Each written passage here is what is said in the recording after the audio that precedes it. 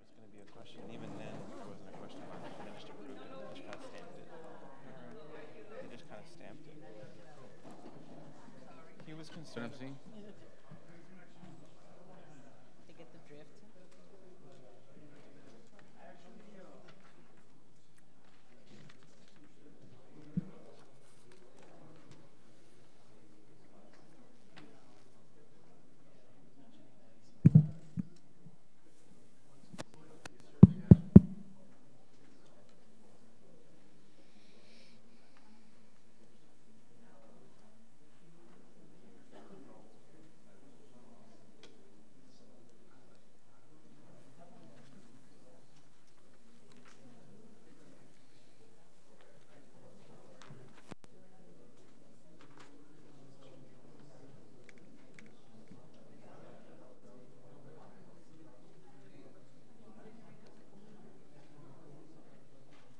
6:04.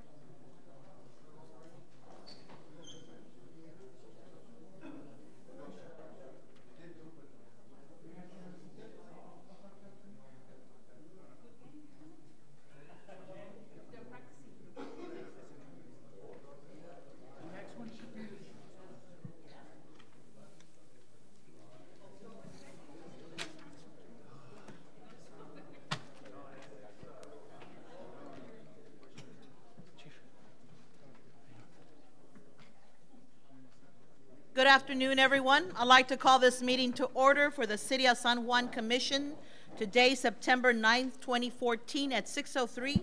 We can all rise for an invocation. Mr. Vasquez, can you lead us in an invocation? Yes, Mayor.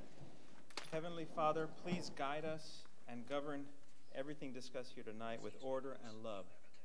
Look upon this assembly and fill them with spirit of your wisdom. May they always act in accordance with your will, and may their decisions be with the well-being of all. Lord, please bless everyone here tonight. Amen. Amen. We can face the flag. I pledge allegiance to the flag of the United States of America and to the republic for which it stands, one nation, under God, indivisible, with liberty and justice for all. Y'all may be seated. Under public comments, we have Ramiro Treviño. Can you come forward, please?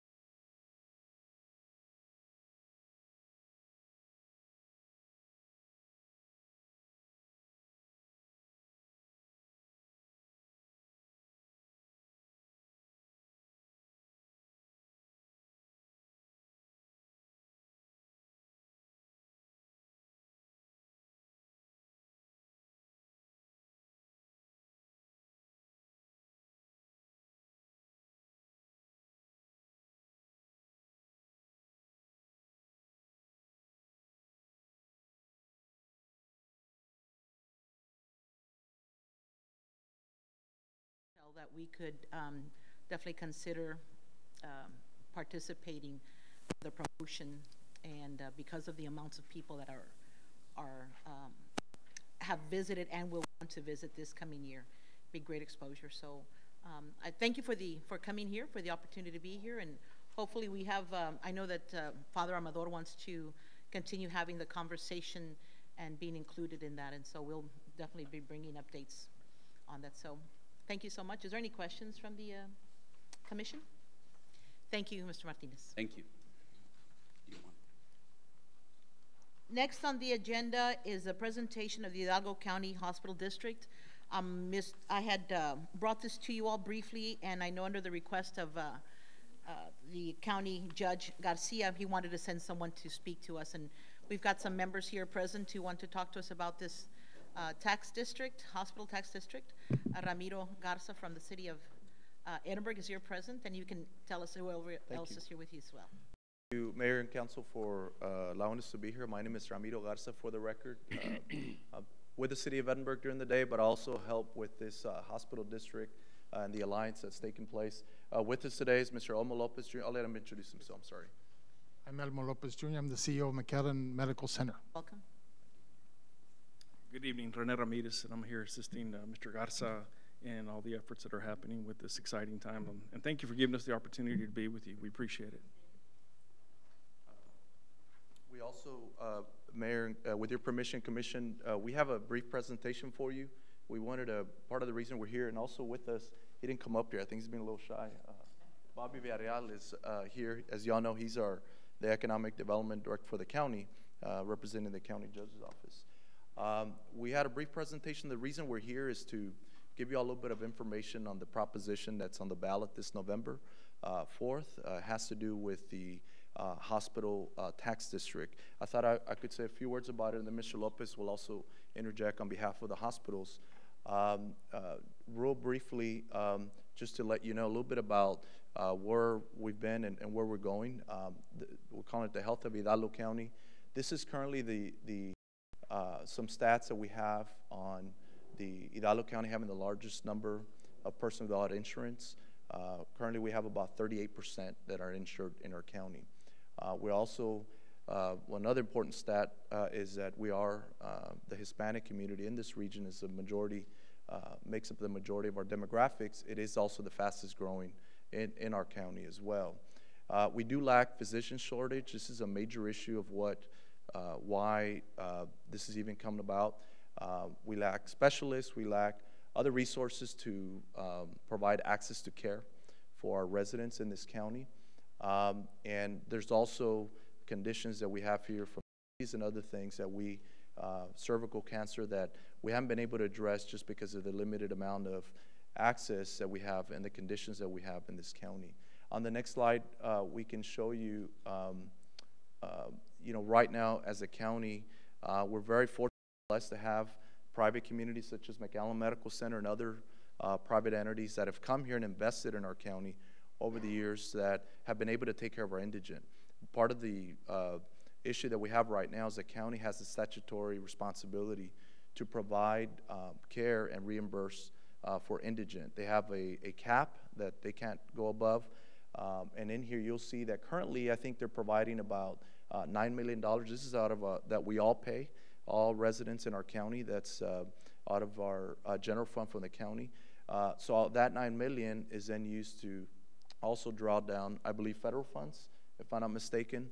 But if you could see, it's not anywhere near close to the amount of uncompensated care that's provided by all our hospitals, including McAllen Medical and the other hospitals in our county, which we have an estimate of about $400 million that's provided. And this is a care for all our residents that go to our hospitals for care and our clinics as well. And so at this point, all these costs are being, again, being paid for all the residents of this county. On the next slide, we do talk about, I present all this information so you could see why we're here today. What is a hospital district and why do we need to have that? This is what's being proposed, and just to kind of step back a little bit from this, there is some legislation that was passed this last session by Senator Juan Hinojosa, together with Senator Lucio, and the rest of the legislative delegation that is now allowing the county to create this entity. And really what it is it's really a separate local government authority, much like, I believe in the city of San Juan, I think you have a development corporation that's a government authority. It's a taxing body. That's what this government authority is. And what this hospital district will do, this authority, is they will basically take over the indigent care services for the county. And so the $9 million that you saw that the county is currently paying, that will now be a part of this new tax district, this hospital tax district that is being created. In addition to that, this tax district will also be used to pay for a commitment that this county made and the cities to provide funding to the medical school that is being located here in the region. As you all know, the University of Texas system is merging both our UT Pan American, UT Brownsville, and the Regional Academic Health Center in Harlingen. They're being merged together to form UTRGV. And the other thing that's happening with that is there's a new medical school that's being formed as a result of that. Medical school, and there's another slide that kind of talks about that, needs to be paid for somehow. The state pays for it, the University of Texas pays for it, but in most of the counties around the state where there's a medical school, there's also a hospital district that helps support it as well in addition to that. That's part of the other reason why this hospital district is being formed. Yes, sir. If I may interrupt, we also have Chris Rivera here with Rio Grande Regional that's joining us. You want to introduce yourself? I'm sorry. Oh, no, go ahead. I apologize for being tardy. I was taking care of hospital business. It's not a problem. But I'm the Chief Executive Officer at Rio Grande Regional Hospital and am here in support of the creation of the hospital district. So thank you. Thank you so much. Thank you. If we go to the next slide, we can maybe get into real quickly into the actual funding. As I mentioned, it is a new local government authority. So what will happen is that initially, the County Commissioners Court has voted to call an election for this. You'll see this in a proposition. I think there's been a proposition number assigned to it. Proposition 1. So we'll be proposition. When we actually formulated this, we didn't have a number yet. So they just told us since that there's a proposition 1. And what it is going to set it at 8 cents, the tax rate. So much like, I think the last election, countywide election that took place was for the drainage bond issuance. I believe there was an actual rate. This will be a lot like that. And this is being set at 8 cents. Now, there is the county judge and the commissioners have looked at the legislation because the way it was passed, it talks about how other hospital districts are formed throughout the state. And there's a statutory authority that allows them to do a variety of things. Much like, and I have to go back to your EDC just because I'm a little bit familiar with it. That's what I used to do in the past. But your EDC has a lot of different authority, but it's up to the local government to see what it is that you want to pass to their voters, right? Like whether you're 4A or 4B. I think that's kind of similar to this in that there's a long list of statutory authority that the county has, but what the county is doing, though, is putting some changes to that, and instead of there being, as an example, there's a 75-cent cap on a statewide statutory authority that a county has.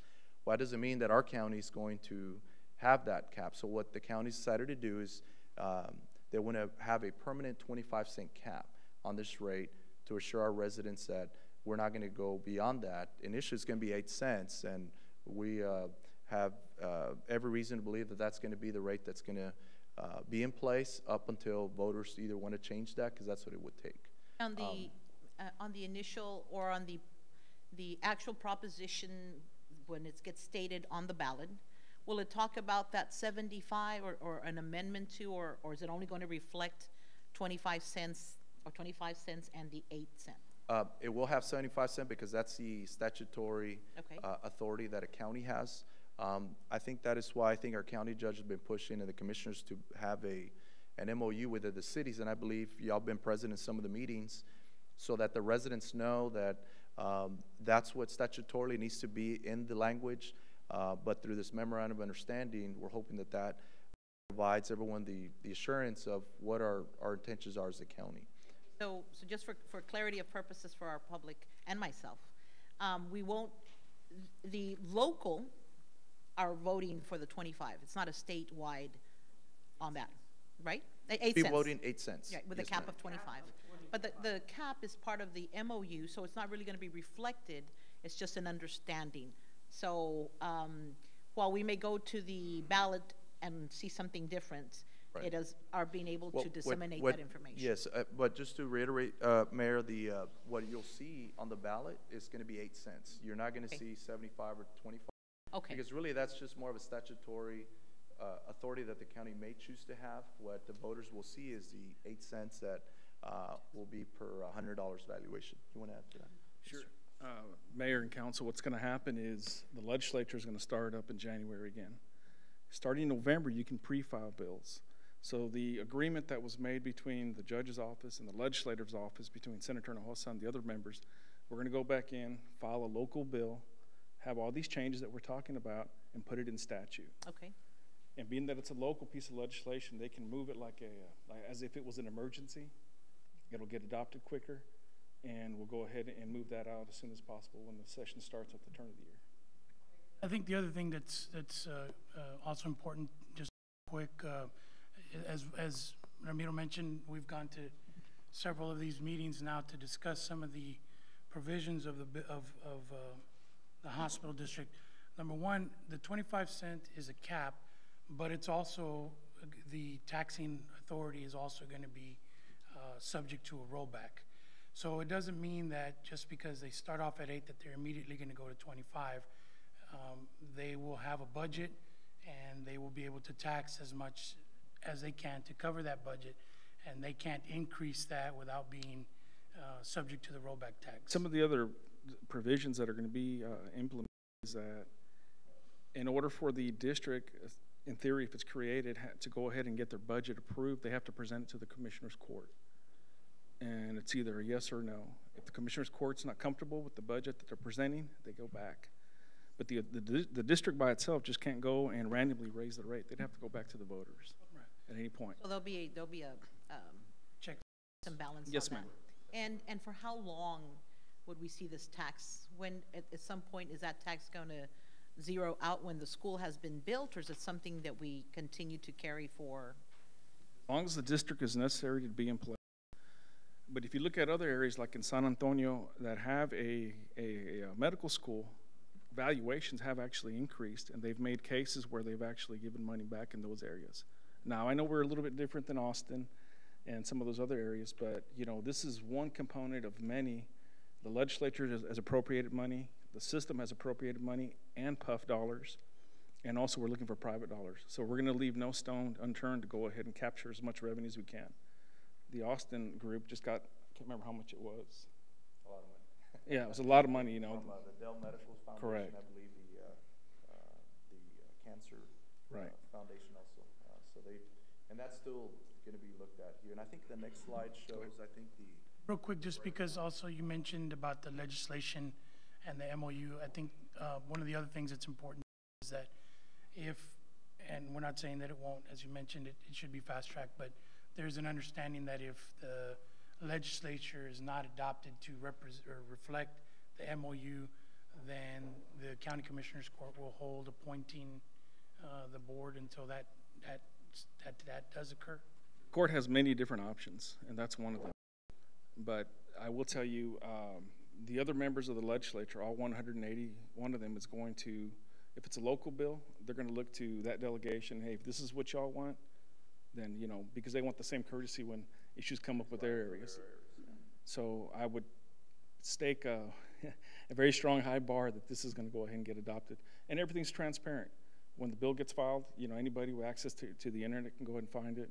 I'm sure all of y'all work well with your delegation. If you want to be put in the process along the way, we're more than happy to go ahead and make sure that each and every one of you has every piece of information that you need to go ahead and feel comfortable. I think this kind of shows the budget of how much revenue we raise for the tax rate. I think there's about an estimated $12 million that will be matched, as was mentioned earlier, with federal funds to pay part of the cost of providing medical care to indigent individuals and families. There's an estimated about $5 million that's been committed to the medical school. And I think, Mayor, that's kind of to answer your question as it relates to that portion of it. There is a commitment to provide $5 million a year for 10 years. Currently, the cities of McAllen, Mission, Pharr, Edinburgh, and the county have committed those dollars up until this tax district is formed, but that is for over a 10-year period. Now, what happens after that 10-year period? Obviously, the board and the county commissioners court will need to revisit that, because at that point, that commitment goes away. And that was done, for everybody's information, to secure the first here in this county of the medical school. It was done at a time when the legislature was trying to determine how much funding is going to be needed and how are we going to come up with a gap. And we were told this is a gap needed, and I think that's where this commitment comes from. There is going to be revenue raised to the district, as mentioned here. It's about $1.50 for the matching with the federal government. And of course, by leveraging these local monies, we're able to bring in more funding federally for providing that health care. Yes, sir, please. And just to add, Mayor and Commission, there was fierce competition to go ahead and land the medical school for good reasons. You know, it's a economic development tool that is beyond measure, you know, when you look at it and compare it to other communities. And for that reason, the communities in this county stepped forward and gave us a very big bargaining, leveraging tool to go ahead and secure the first 2 years, which is the critical years in terms of the attraction of the research and all the components that come forward with it. So I just wanted to go ahead and add that as well. On the next slide, I think, okay, fine. Yeah, this is what I was looking for. It kind of goes, I think Renee touched on this a little bit, but it kind of goes into the different funding sources. This is just one of them, the hospital district, but you'll see that we, as Renee pointed out, we're going to approach every type of funding available out there, and we're going to start with even this next legislative session.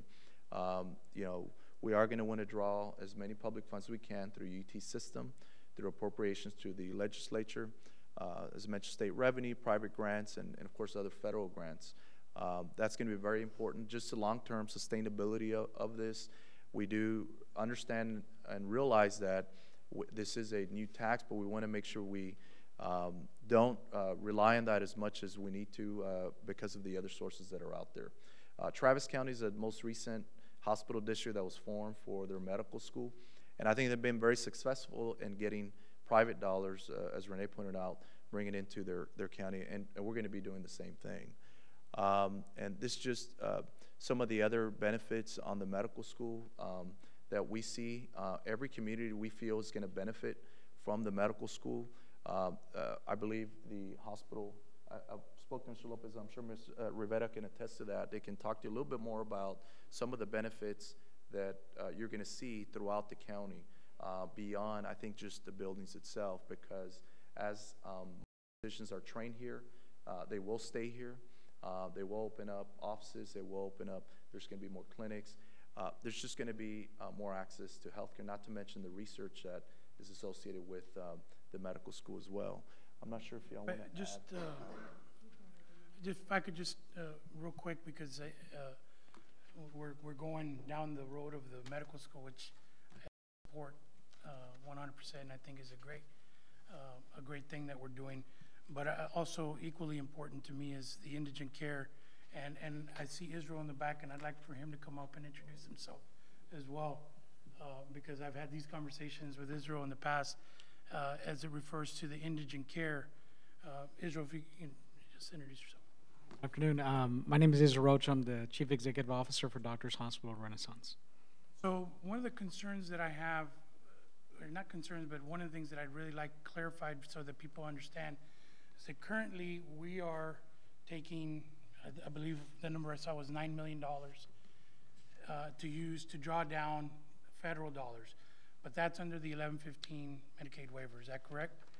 And that program is scheduled to go away after December 2015? Well, the money that you have now is actually not tied to, it is part of the 1115 waiver, but we're hoping to renew it. What that fund does is that it compensates for uncompensated care all throughout the region, and it's called the Uncompensated Care Fund, UC. It used to be the upper payment limit, but it works in partnership. What that does is that the hospitals of Hidalgo County have come together and they have created an organization that helps care for all the indigent care of Hidalgo County under certain requirements, both at the hospital, and then they also have a program where they work in partnership with the county to partner with all the physicians and all the communities who will see the Hidalgo County Indigent Care Plan. And so it's not only just the hospitals, but the physicians, and then we also have a program for them to be able to get pharmaceutical coverage as well. So it does provide an indigent for people who have emergency conditions, and then of course it makes sure that they can be seen at the hospitals, at their physicians, and have pharmaceutical care as well. And I also know that in the past you've said that we've left money on the table. We have, yes. And We've left money one on of the the things there is that with the high rate of uninsured that we have in Hidalgo County, we really can't afford to be leaving money on the table. So we really need to take advantage of that. If we're able to fund through this as we're hoping that we can, then we'll be able to maximize what we're able to draw down and potentially give or provide more individuals indigent care. Absolutely, and I think the hospitals all remain committed to be able to provide indigent care for the community through this program, and are eager to see how we can work together and partner to see more patients. I've heard the amounts that were being contributed by the different municipalities. I'd like to hear, what is the private sector, what are the hospitals contributing to the annual amount that is required for 10 years? For our hospital, at least tied to the medical school component, we have done a partnership for graduate medical education that we're contributing $60 million over a 5-year period to bring the graduate medical education online. Each one of those programs also has clinics that serve the indigent, and they will see and treat the indigent, from the family medicine program. I know Universal Hospital Systems also has a program that they work and can talk about it, but both of us have programs that will be able to see that. We also have the internal medicine program that will be able to see indigent, general surgery, and then obstetrics that will be seeing indigent care. Funding within the medical school. They will be funding, and that's our commitment from the hospital to fund that directly. 60 million, and then each combined, the hospitals collectively treat over 400 million in indigent care a year through our ERs and through our facilities and indigent care cost services to Hidalgo County. That's what our cost is for those charges collectively as a hospital organization. And Mayor, if I could just say real quick on that, the cities, obviously that's more for the operations, but the medical school, the buildings and the labs and all that, and the operations is a big component. The other component is the residency programs that I think all the hospitals participate in. Without those residencies, we couldn't have a fully operational medical school. And I think that's really, I guess, the biggest component aside from what was stated by Israel. That's critical. In fact, I think recently we had a group from the Texas Lyceum. There was one of the administrators for Methodist was here, and her first question is, where are you getting residencies? Because she knows that's a critical, and of course, it just attests to the importance of having that partnership with the hospital. The division of the different facets of the medical school between Cameron County and Hidalgo County? So one of the biggest changes was that everybody was fighting for the real medical school, or not the real medical school, but the central, which you see as a medical school, is really the first and second year, and that's what Hidalgo County got. They will be based at Hidalgo County and primarily at the University of Texas Pan American campus there in Edinburgh, but it will have facets throughout the region. That's the science labs when they come in. But then you have the training, both for what's considered undergraduate, but not really. It's when they're in medical school, their 3rd and 4th year, they do clinical rotations. Those will actually be done at the hospitals, and that will be both in Hidalgo and Cameron, but Hidalgo County has the largest patient population base, and so a lot of those will be here. Then you have graduate medical education, the residencies. When they graduate, they go into areas of specialization, so internal medicine, family medicine, urology, oncology, orthopedics. Those are residencies and fellowships that need to be sponsored. Those programs are paid for by the hospital, and they're in partnership with the university. So when I talk about the $60 million that DHR committed, that was to build 4 residency programs in internal medicine, family medicine, obstetrics, gynecology, and general surgery. what is nice about those programs when they come into a community is that each one of them has clinics that see the indigent and the entire community. So you also have programs that come in. Each one of those residencies will have over 100 residents, and it's our hope that those residents stay here in our community and start to turn the tide of the fact that we're underrepresented. And those come into your communities when they open up hospitals, when they open up clinics, when they open up rotations. They will be here and helping serve the residents and citizens of all the Rio Grande Valley. Those are ours. There's some If more. I may talk about McAllen Medical Center. Thank you, Israel. We have been sponsoring residents from the Family Medicine Clinic sponsored by the University of Texas Health Science Center for the last 37 years at McAllen Medical Center. We have graduated 196 physicians during that time. About 150 have stayed in the state of Texas. About 110 have stayed in the Rio Grande Valley from Roma down to Brownsville. But about almost 70 of those physicians practice within our area, the Far San Juan, McAllen, Edinburgh area. So we have already been in that very deeply. We do participate and help run the residency clinic. It's a 19,000 square foot clinic there on Toronto Street. And we see many, many patients, a lot of them indigent. And we have 18 residents rotating right now with 5 faculty, soon to increase that to 8 faculty members. So we're very, very proud of our record, and we do support the hospital district and the creation of that, because it's going to help not only with the indigent care issues, and as Israel said very capably, $400 million a year is already spent in indigent care for our citizens in Hidalgo County. And on top of that, we do support 110% the medical school. That is going to be the big economic engine for all our county. San Juan, Far, McAllen, Edinburgh, Mission. There'll be job creations. Faculty will come down. We'll be able to recruit more physicians to take care of our patients instead of having to send them to San Antonio, Houston, Dallas for any kind of care. It'll be done here in our area for our patients and our family members. Thank you. And 4 is just to start. There are more that are being built. If I may briefly add, and I know you have a very long agenda and we've taken a lot of your time, but I want to just speak to you from a more personal perspective, because these taxes that we're talking about are going to impact all of us. They're going to impact us individually in our personal lives, and all of you here in this room, and they're going to impact all of our businesses. And so I want to talk to you more from that personal perspective. First of all, I'm originally from the Valley. I'm from Edinburgh, born and raised in Edinburgh, and I've worked in this area for many, many years. Left the Valley to get a better education and came back. And I left the Valley because what I was looking for in my career was not offered here locally. And now we have a tremendous opportunity to have this university, RGV, and the medical school for all of the local people that are interested in pursuing a degree in healthcare, which is what I have in my background. And they're able to stay here locally, and they don't have to go anywhere like I had to. So that's a huge plus. But let's get back to the taxes and what that money is going to be used for. First and foremost, I think you're absolutely right. It's indigent care, and we have such a huge need in our area, unfortunately. But we all have responsibility for paying for that indigent care to the extent, and also to answer your question, Mayor, or to add to that answer, all of our hospitals not only provide indigent care that we then get some reimbursement for, we don't get all of it reimbursed. So there's still a certain percentage that as a hospital provider, we don't get anything for. We get no reimbursement for. Even though there's the funding sources and we draw down federal funds, that's still not sufficient to cover all of the expenses. So in that regard, kind of in a sense of income, donation of care that's being provided by our facilities, that's also, I think, to be included. And then another thing too that I want to mention, as far as then the indigent care is concerned, our population is slated to grow at an extremely fast pace. I think it's 10% with the next 5 years.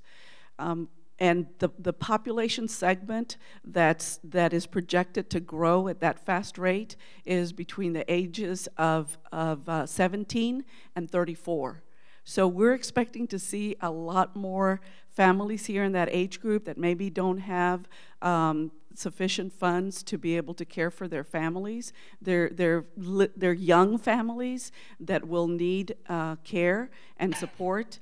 And that is another reason why it's extremely important for us to have that safeguard in ensuring that we're able to cover the indigent care as much as possible. And then the other aspect as far as education is concerned, as I mentioned earlier, it's just an outstanding opportunity for those in the Valley to be able to get a really good, strong education in healthcare, especially in medical school, and be able to produce some first-rate physicians that will give back to the community and be able to stay here and provide that support that Grand Valley have needed for a very long time. Are we reserving so many places for our students? When we go out and start the recruitment, will we make sure we have a percentage that we're going to reserve that there'll be our graduates from this area? Yes. Matter of fact, that's the intent. The inaugural dean, Dr. Fred, recently met with a group of local students that are in the healthcare field and start to work with them and get to know them and meet them and start to assist them and guide them to make sure that if they are interested in healthcare services, specifically interested in becoming physicians, that they are very well informed and aware that the medical school is here. I mean, that decision has already been made. It's a matter of now supporting the medical school in the short and long term and making sure that it is sustainable. So our inaugural dean is already very engaged in this community in identifying those top-notch students that will be eligible to apply for the school and be able to get positions. Okay. Any other questions that I might be able to field for you? From just one more minute.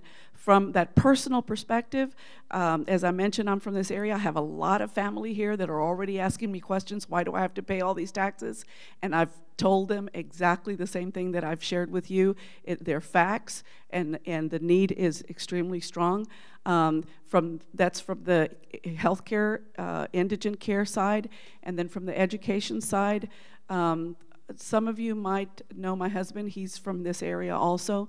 He's Coach David Rivera. He worked for the Bears here for many years. You all might have been his student. He's in education, and he's already working with the school district to make sure that these kids are getting the right education and lining them up to feed into the medical school. The medical school is important, not only for physicians, but the growth for pharmacists, lab technicians, radiology techs, all of that, nurses, it's all going to be even made stronger because of the fact of the medical school. So thank you very much for your attention. I appreciate it. Thank you for your words. So in closing, I think, we just ask, obviously, if you allow us to request a resolution in support, of this hospital tax district. This is the actual proposition. Mayor, maybe we should have turned to this slide earlier when you asked, but this is the actual wording, if I'm not mistaken, that's going to appear on the ballot, and it's Proposition 1. This is what we've seen of the hospital district. It does have to have that language, but it will say that it will be the tax rate of 8 cents on the ballot. Be confused with the state proposition, one which is transportation. We have our local proposition.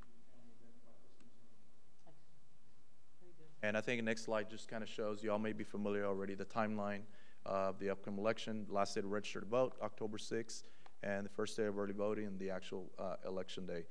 We really appreciate you giving us the opportunity to be here to present to you all. And obviously we ask that y'all consider a resolution. We've passed one in the city of Edinburgh. We can pass it along to y'all for consideration.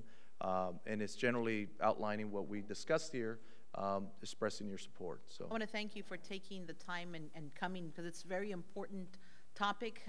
It's good that they're viewing at home and are able to can understand being spoken by you all have been working it for some time. I think that the work that we all have done as communities in trying to make sure that we get the medical school can be appreciated. I know that it's going to be a sacrifice for all our residents to continue to support it, but with the assurance that one, that the county is taking a look at and also capping when it comes to the taxing, but to look at the long-term benefit. And I'm very excited that many of our kids here locally are going to have those opportunities that have never been available, that we have more of those studies when it comes to some of those issues that medically affect our community more than any other area in the nation, and we can get that kind of attention and maybe funding to come.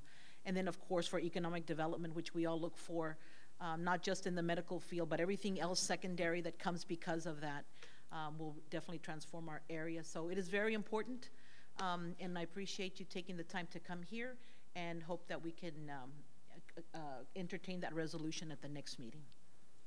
Thank you Very all. much. Thank you. Thank you. Thank you.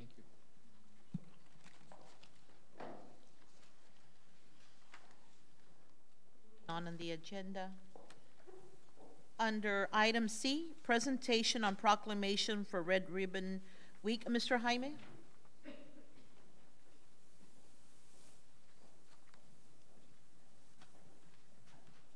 Mayor and Commissioners, good evening. My name is Rene Jaime, Assistant Director of Parks and Recreation. This evening, I'd like to go ahead and talk again about our annual Red Ribbon Week that's coming up in October 22nd. It'll be the 22nd through the 31st. I'm sorry, the 23rd through the 31st.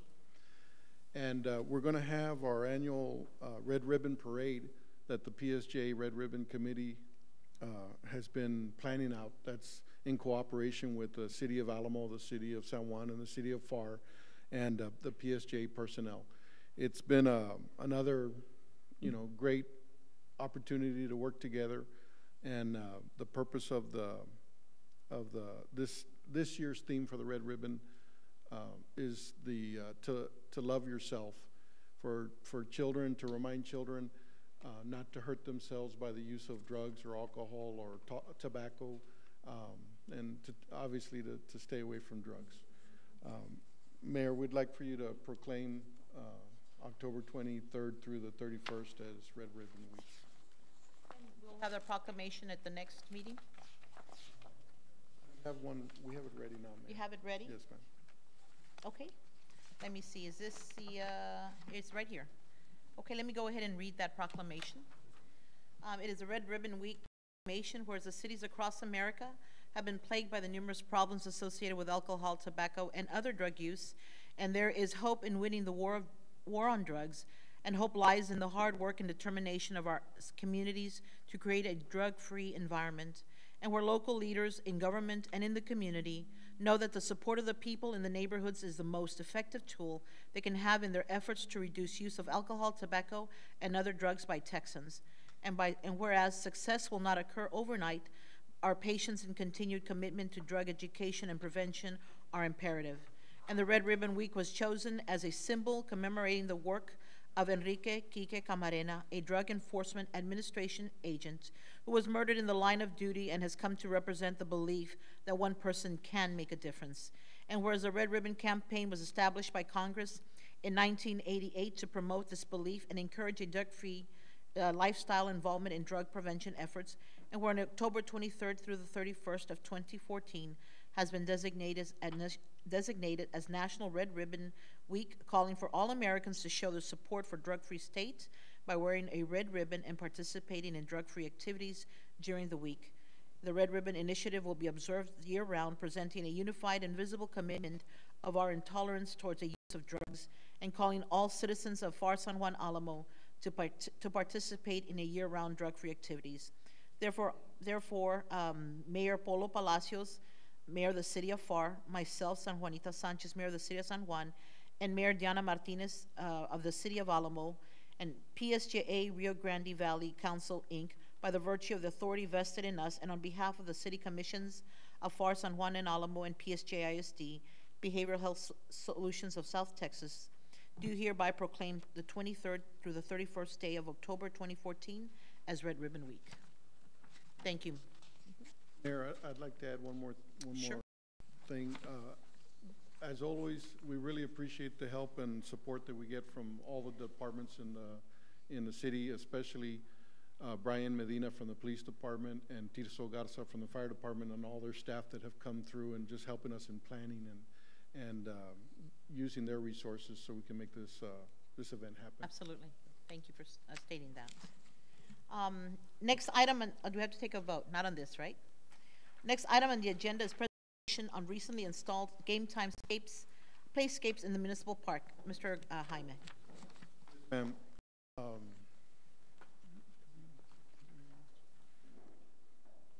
I want to go ahead and remind you, back in November of 2013, Gus Elizondo, Claudia Wood, Carmen Gonzalez, and myself were working on purchasing some playscapes for the city, and obviously Claudia working with Game Time to get some grants to help us fund the playscapes. If we could hit the lights back there, there you go.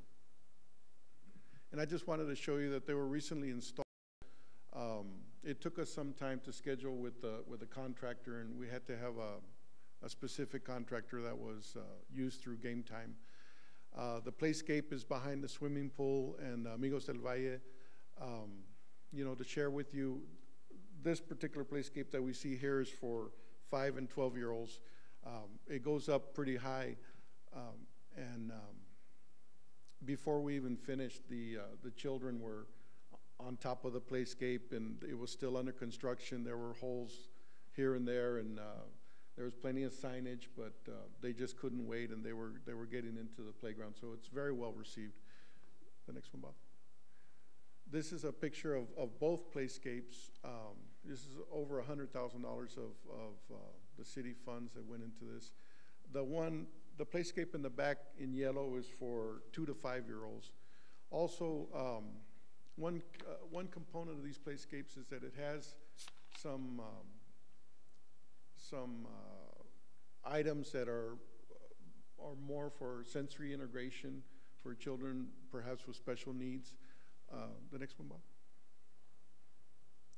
And this is just a photo to show you that they're close to our pavilions.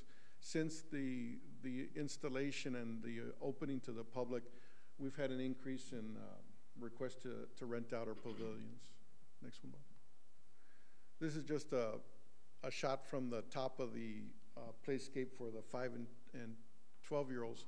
Here you see 2 spring riders. Those 2 spring riders. There are about 5 kids. Yeah. Those 2 spring riders were paid for through a donation from a citizen here in the city of San Juan that has asked to remain anonymous. And it's an interesting story because if you all remember, when this playscape came about as an agenda on the item, on the agenda, we had some children from our local elementaries that came by and did a presentation. And some of those presentations were just outstanding. I was very impressed. And it came out in the Monitor. There were some comments about that. An individual called me, and he kind of had a chuckle, and he said, "What's going on?" And I was explaining to him about how the children were saying, we need more opportunities to play and better playground equipment. And of course, the commission approved it. And his question was, well, how can I help? You know, what can I do? And what I was telling him was, these 2 spring riders, that we had wanted to include them, but we didn't have the funding to do so. So he went ahead and paid for the purchase of those 2 spring riders and the installation. Very well appreciated. The next slide. And this is just a picture. I get in trouble for including pictures of our park superintendent, Butch Esparza there. But he's been with the city for many years, and he was watching the installation. He caught a lot of nuts and bolts that needed to be tightened up, and perhaps some components that weren't aligned properly. So we asked them to come back a couple of weeks later and go ahead and make the adjustments that were needed. He was very helpful in making sure the installation went through and everything was done well. Next slide. This is just another shot of the playscape for the 2 to 5-year-olds with a ramp for wheelchair accessibility. That's one of our crew leaders, Eddie Cerda, taking a break. And Contemplating the slide. What is it? our first customer for the spring rider there. Next one, Bob. Okay, that's it. Thank you. I just wanted to know that that investment is very well received, and also on a somewhat of a personal note, I was very happy to see how Butch Esparza's crew members got out there, and they have their regular duties that they had to do, but we'd had to do some preparation so we could have the installation. They went out there with good spirits, and they were very proud of the final product. So I was very, very pleased. I like to be able to have a ribbon cutting of sorts. Love to be able to reach out to the schools that actually sent their kids to come over, so that they can see how their participation and their opinions were also taken into account. And I'm sure they might like a little time off from school. But if that's possible, I'd like for us to reach out to, it was Carmen and Sorensen, to come out and maybe do a little bit of that ribbon cutting and have them enjoy a little bit of that. Yes, ma'am. Every time that I've gone by, it's packed with kids. I enjoy the speaker. You can actually speak from one and you hear from the other. I enjoy doing that too. But I think that it's just been a great addition. I see the kids from our surrounding community walking over and coming out and enjoying it. So please tell the crew too that they did a tremendous job. Definitely would like to see more. Absolutely. Thank you. Thank you, Mr. Hyman. Under public hearings is first, A, hold a second public hearing and consider the first reading of ordinance adopting the tax rate and levy for the city of San Juan, Texas for year beginning October 1st, 2014 through September 30th, 2015. Mr. Gomez. Good evening. And basically, it's to follow up with the process on adopting the tax rate and the levy for the city of San Juan for the beginning year, October 1st, 2014 to September 30, 2015. Just to recap, this is would be the second public hearing. The tax rate has been adopted at 0.6993 for every $100 of property value. And just to add more is that the city will realize an increased property tax revenues of $439,000 for the upcoming fiscal year. And this is based on the benchmark generated by Hidalgo County Appraisal District. And this increase is a result of additional appraisal value coming in from the tax roll and the changes on the values. And so our recommendation is to hold a second public hearing and approve the first reading for the upcoming fiscal year, and also to add that the motion should be as stated as follows. I move that the property taxes be increased by the adoption of the tax rate of 0.6993. This time I'd like to open this for a public hearing at 7:01. Is there any member of the audience who would like to make any comments regarding the rates, regarding the rate that is being proposed for the city of San Juan for the coming year? Any member of the commission that wants to make any statements? Yes. Go ahead. The only thing that I just wanted to mention is that I think that it's important to note that the rate will actually be lowered from its current rate by 4 cents, and that'll take effect beginning October 1. Is that correct? Yes. So I just wanted to make sure that everyone is aware that even though we're lowering the taxes by 4 cents, we're still going to realize an increase in revenue of $439,000. And I think that says a lot about how far the city's come by way of economic development and increase in sales tax and other things of that nature. And so I hope that we can continue along that path so that as we attract new business to the city, as I've always mentioned, we can continue to share the burden of moving our city forward with our business partners, especially since we are, as we did earlier in the meeting today, are talking about an increase in county tax by 8 cents. So I hope that we can continue this growth so that next year we'll maybe lower it another 4 cents, and that 8-cent increase on the county side will not be an impact at all to our citizens.